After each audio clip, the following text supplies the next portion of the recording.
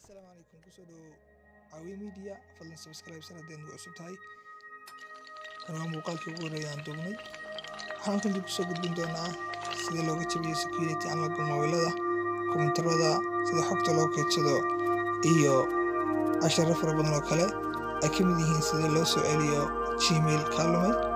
Facebook laga xaday ama laga jabsaday iyo muuqaallo fara badan oo ku saabsan tiknoolajiyada fadlan hadda subscribe saar si aad noola socoto muuqaalada aan halkan kusoo gudbino insha Allah